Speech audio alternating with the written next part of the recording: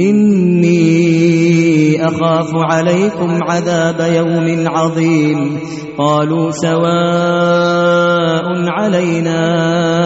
أوعظت أم لم تكن من الواعظين إن هذا إلا خلق الأولين وما نحن بمعذبين فكذبوه فأهلكناهم إن في ذلك لآية وما كان أكثرهم مؤمنين وإن ربك لهو العزيز الرحيم كذبت ثمود المرسلين إذ قال لهم أخوهم صالح ألا تتقون إني لكم رسول أمين فاتقوا الله وأطيعون وما أسألكم عليه من أجر إن أجري إلا على رب العالمين أتتركون فيما هاهنا آمنين في جنات وعيون وزروع ونخل طلعها هضيم وتنحتون من الجبال بيوتا فارهين فاتقوا الله وأطيعون ولا تطيعوا أمر المسرفين الذين يفسدون في الأرض ولا يصلحون قالوا إنما أنت من المسحرين ما أنت إلا بشر مثلنا فأت بآية إن كنت من الصادقين قال هذه ناقة لها شرب ولكم شرب يوم معلوم ولا تمسوها بسوء فيأخذكم عذاب يوم عظيم فعقروها فأصبحوا نادمين فأخذهم العذاب إن في ذلك لآية وما كان أكثرهم مؤمنين وإن ربك لهو العزيز الرحيم كذبت قوم لوط المرسلين إذ قال لهم أخوهم لوط ألا تتقون إني لكم رسول أمين فاتقوا الله وأطيعون وما أسألكم عليه من أجر إن أجري إلا على رب العالمين أتأتون الذكران من العالمين وتذرون ما خلق لكم ربكم من أزواجكم بل أنتم قوم عادون قالوا لئن لم تنته يا لوط لتكونن من المخرجين قال إني لعملكم من القالين رب نجني وأهلي مما يعملون فنجيناه وأهله أجمعين إلا عجوزا في الغابرين ثم دمرنا الآخرين وأمطرنا عليهم مطرا فساء مطر المنذرين إن في ذلك لآية وما كان أكثرهم مؤمنين وإن ربك لهو العزيز الرحيم كذب أصحاب الأيكة المرسلين إذ قال لهم شعيب ألا تتقون إني لكم رسول أمين فاتقوا الله وأطيعون وما أسألكم عليه من أجر إن أجري إلا على رب العالمين أوفوا الكيل ولا تكونوا من المخسرين وزنوا بالقسطاس المستقيم ولا تبخسوا الناس أشياءهم ولا تعثوا في الأرض مفسدين واتقوا الذي خلقكم والجبلة الأولين قالوا إنما أنت من المسحرين وما أنت أنت إلا بشر مثلنا وإن نظنك لمن الكاذبين فأسقط علينا كسفا من السماء إن كنت من الصادقين قال ربي أعلم بما تعملون فكذبوه فأخذهم عذاب يوم الظلة إنه كان عذاب يوم عظيم إن في ذلك لآية وما كان أكثرهم مؤمنين وإن ربك لهو العزيز الرحيم إن في ذلك لآية وما كان أكثرهم مؤمنين وإن ربك لهو العزيز الرحيم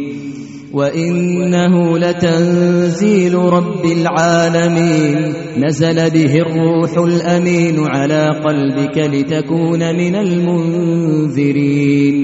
بلسان عربي مبين وإنه لفي زبر الأولين أولم يكن لهم آية أن يعلمه علماء بني إسرائيل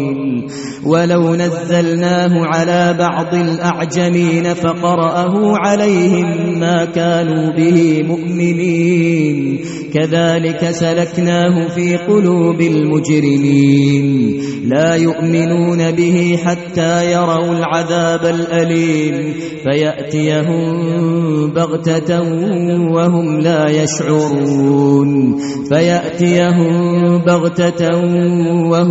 يشعرون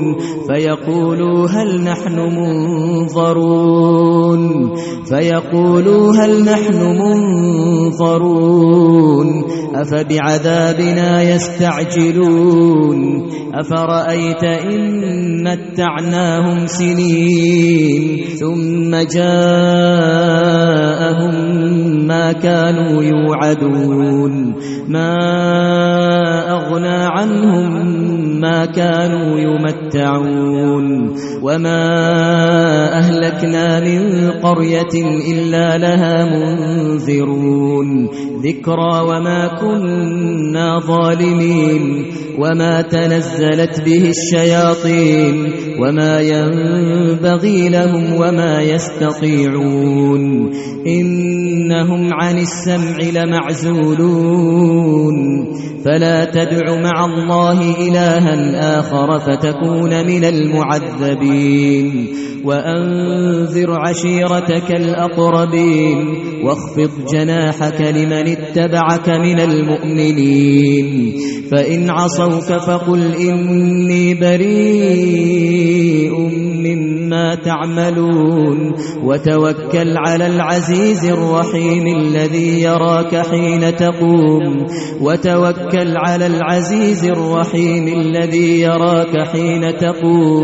الذي يراك حين تقوم وتقلبك في الساجدين إنه هو السميع العليم هل أنبئكم على من تنزل الشياطين تنزل على كل أفاك أثيم يلقون السمع وأكثرهم كاذبون والشعراء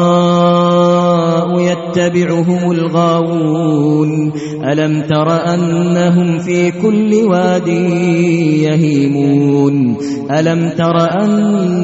في كل واد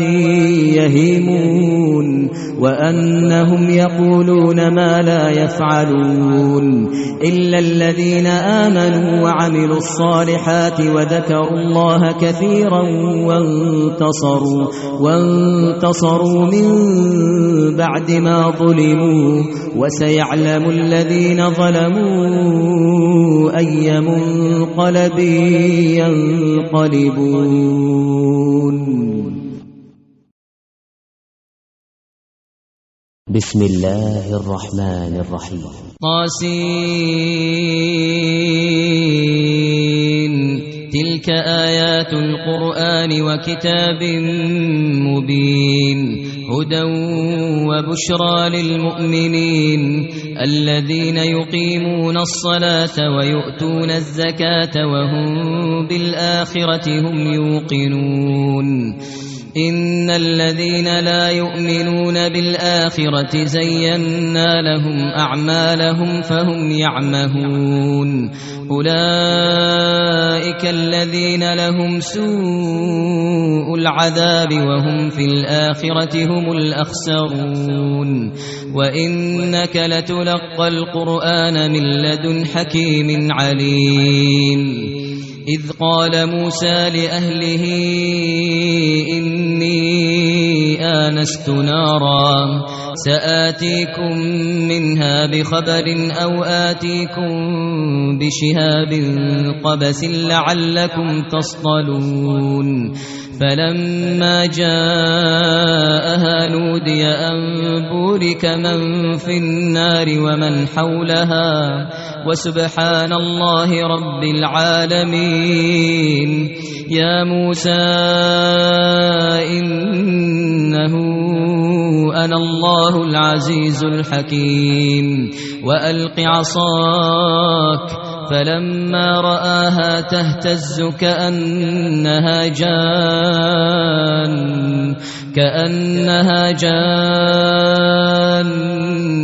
ولا مدبرا ولم يعقب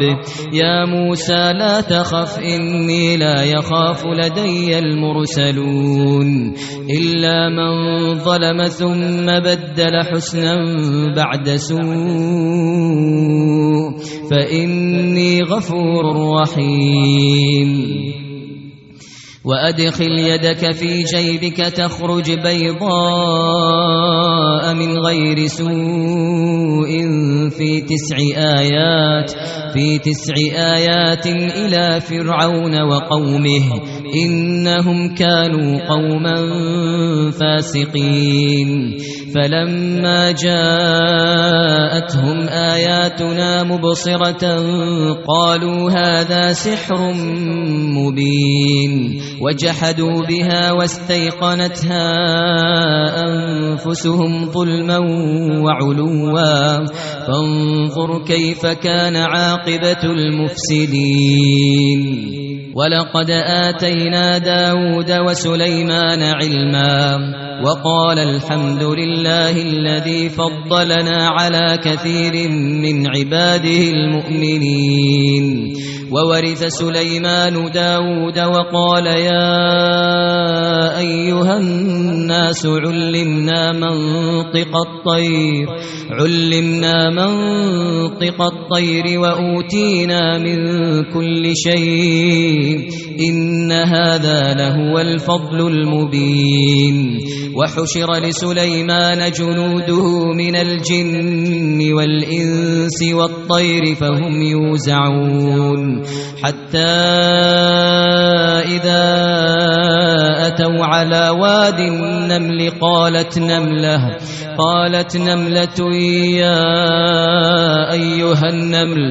يا أيها النمل ادخلوا مساكنكم لا يحطمنكم سليمان وجنوده وهم لا يشعرون فتبسم ضاحكا من قولها وقال رب أوزعني أن أشكر نعمتك التي أنعمت علي وعلى والدي وأن أعمل صالحا ترضاه وأدخلني برحمتك في عبادك الصالحين وتفقد الطير فقال ما لي لا أرى الهدهد أم كان من الغائبين لأعذبنه عذابا شديدا أو لأذبحنه أو ليأتيني بسلطان مبين فمكث غير بعيد فقال أحطت بما لم تحط به وجئتك من سبأ بنبأ يقين إني وجدت امرأة تملكهم وأوتيت من كل شيء ولها عرش عظيم وجدتها وقومها يسجدون للشمس من دون الله وزين لهم الشيطان أعمالهم فصدهم عن السبيل فهم لا يهتدون ألا يسجدوا لله الذي يخرج الخبأ في السماوات والأرض ويعلم ما تخفون وما تعلنون الله لا إله إلا هو رب العرش العظيم قال سننظر أصدقت أم كنت من الكاذبين اذهب بكتابي هذا فألقه إليهم ثم تول عنهم فانظر ماذا يرجعون قالت يا أيها الملأ إني ألقي إلي كتاب كريم إنه من سليمان وإنه بسم الله الرحمن الرحيم ألا تعلوا علي وأتوني مسلمين قالت يا أيها الملأ أفتوني في أمري ما كنت قاطعة أمرا حتى تشهدون قالوا نحن أولو قوة وأولو بأس شديد والأمر إليك فانظري ماذا تأمرين قالت إن الملوك إذا دخلوا قرية أفسدوها وجعلوا أعزة أهلها أذلة وكذلك يفعلون وإني مرسلة إليهم بهدية فناظرة بما يرجع المرسلون فلما جاء سليمان قال أتمدونني بمال فما آتاني الله خير مما آتاكم بل أنتم بهديتكم تفرحون ارجع إليهم فلنأتينهم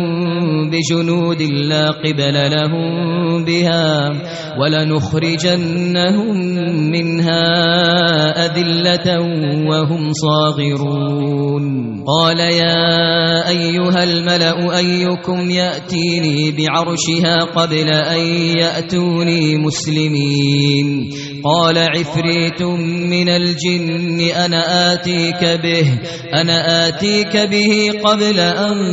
تقوم من مقامك وإني عليه لقوي أمين قال الذي عنده علم من الكتاب أنا آتيك به قبل أن يرتد إليك طرفك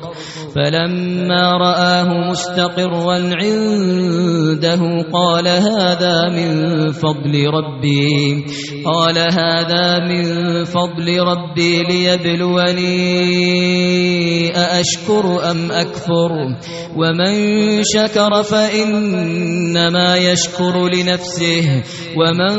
كفر فإن ربي غني كريم قال نكروا لها عرشها ننظر أتهتدي أم تكون من الذين لا يهتدون فلما جاءت قيل أهكذا عرشك قالت كأنه هو وأوتينا العلم من قبلها وكنا مسلمين وصدها ما كانت تعبد من دون الله إنها كانت من قوم كافرين قيل لها ادخل الصرح فلما رأته حسبته لجة وكشفت عن ساقيها قال إنه صرح ممرد من قوارير قالت رب إني ظلمت نفسي وأسلمت مع سليمان لله رب العالمين ولقد أرسلنا إلى ثمود أخاهم صالحا أن اعبدوا الله فإذا هم فريقان يختصمون قال يا قوم لم تستعجلون بالسيئة قبل الحسنة لولا تستغفرون الله لعلكم ترحمون قالوا اطيرنا بك وبمن معك قال طائركم عند الله بل أنتم قوم تفتنون وكان في المدينة 9 رهط يفسدون في الأرض ولا يصلحون قالوا تقاسموا بالله لنبيتنه وأهله ثم لنقولن لوليه ما شهدنا مهلك أهله وإنا لصادقون ومكروا مكرا ومكرنا مكرا وهم لا يشعرون فانظر كيف كان عاقبة مكرهم أنا دمرناهم وقومهم أجمعين فتلك بيوتهم خاوية بما ظلموا إن في ذلك لآية لقوم يعلمون وأنجينا الذين آمنوا وكانوا يتقون ولوطا إذ قال لقومه أتأتون الفاحشة وأنتم تبصرون أئنكم لتأتون الرجال شهوة من دون النساء بل أنتم قوم تجهلون فما كان جواب قومه إلا أن قالوا أخرجوا آل لوط من قريتكم إنهم أناس يتطهرون فأنجيناه وأهله إلا امرأته قدرناها من الغابرين وأمطرنا عليهم مطرا فساء مطر المنذرين قل الحمد لله وسلام على عباده الذين اصطفى الله خير أما يشركون قل الحمد لله وسلام على عباده الذين اصطفى الله خير أما يشركون أمن خلق السماوات والأرض وأنزل لكم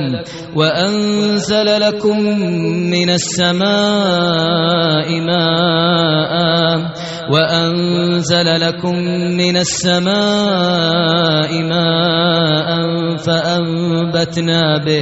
فأنبتنا به حدائق ذات بهجة ما كان لكم أن تنبتوا شجرها أإله مع الله بل هم قوم يعدلون أمن جعل الأرض قرارا وجعل خلالها أنهارا وجعل لها رواسي وجعل بين البحرين حاجزا أإله مع الله بل أكثرهم لا يعلمون أمن يجيب المضطر إذا دعاه ويكشف السوء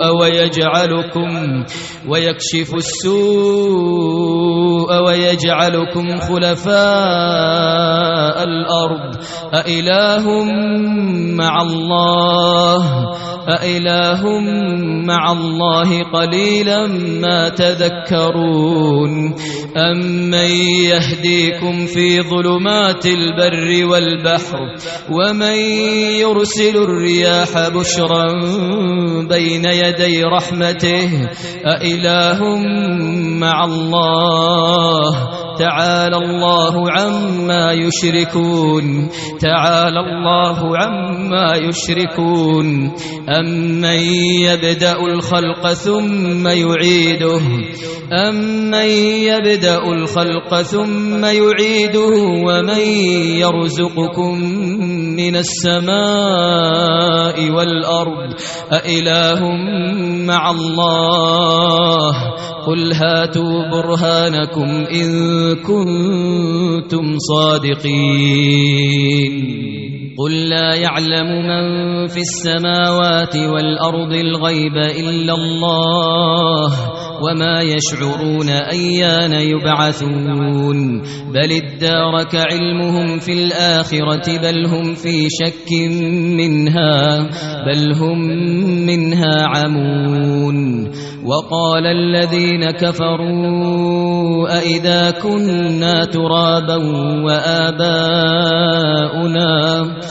وقال الذين كفروا أئذا كنا ترابا وآباؤنا أئنا لمخرجون لقد وعدنا هذا نحن وآباؤنا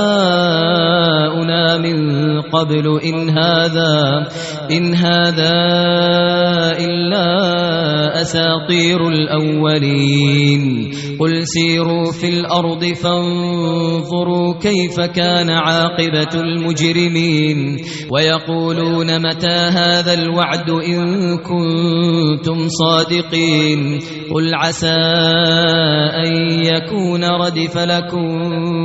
بعض الذي تستعجلون وإن ربك لذو فضل على الناس ولكن أكثرهم لا يشكرون وإن ربك ليعلم ما تكن صدورهم وما يعلنون وما من غائبة في السماء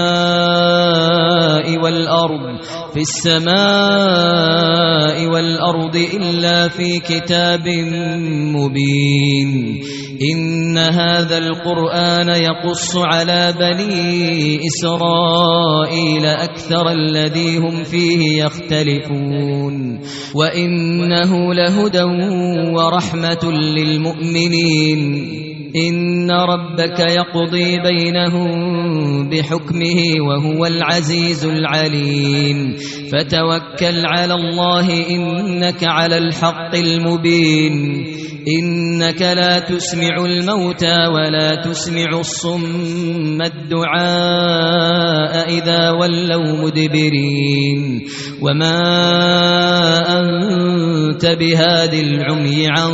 ضلالتهم إن تسمع إلا من يؤمن بآياتنا فهم مسلمون وإذا وقع القول عليهم أخرجنا لهم دابة من الأرض تكلمهم أن الناس كانوا بآياتنا لا يوقنون ويوم نحشر من كل أمة فوجا ممن يكذب بآياتنا فهم يوزعون حتى إذا جاءوا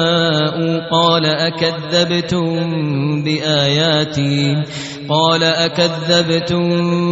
بآياتي ولم تحيطوا بها علما أم ماذا كنتم تعملون ووقع القول عليهم بما ظلموا فهم لا ينطقون ألم يروا أنا جعلنا الليل ليسكنوا فيه والنهار مبصرا إن في ذلك لآيات لقوم يؤمنون ويوم ينفخ في الصور ففزع من في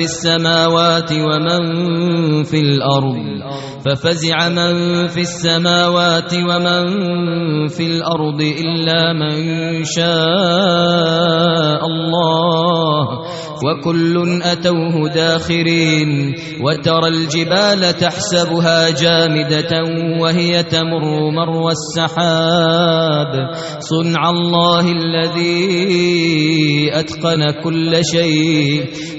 الله الذي أتقن كل شيء إنه خبير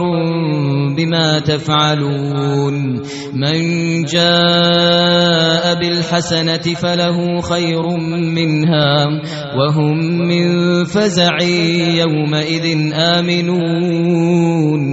ومن جاء بالسيئة فكبت وجوههم في النار هل تجزون إلا ما كنتم تعملون إنما أمرت أن أعبد رب هذه البلدة الذي حرمها وله كل شيء وأمرت أن أكون من المسلمين وأن أتلو القرآن